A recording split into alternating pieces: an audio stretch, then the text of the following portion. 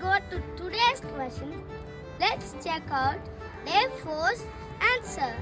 The question was, who lived longest in the Bible?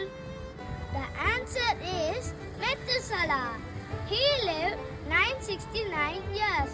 அதை நம்ம ஆதியாகமம் 5:27 பார்க்குறோம். பைபிளில் லாங்கஸ்ட் லைஃப் ரெக்கார்ட்.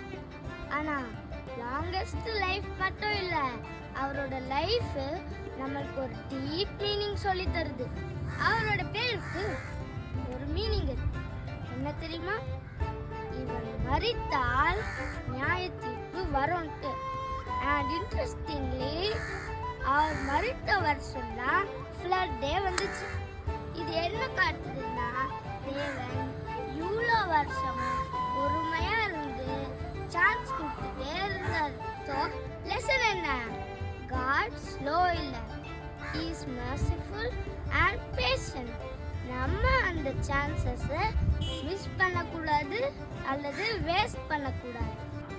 ஸோ மெத்துசுலான்னு சொல்லவங்களுக்கு appreciation. Okay, let's pop into today's question. Question number 5. காலத்தில் இருந்தவர்களுக்குள்ளே உத்தமனும் நீதிமானாய் இருந்த மனிதர் யார்? ஒரு க்ளூ சொல்லட்டுமா?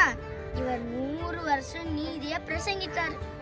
Who was a perfect man in his generation? Clue. He preached about righteousness for 100 years. தெரிஞ்சுதா? Drop your answer in the comments. Answer plus next question next video la paapom. Until then, bye.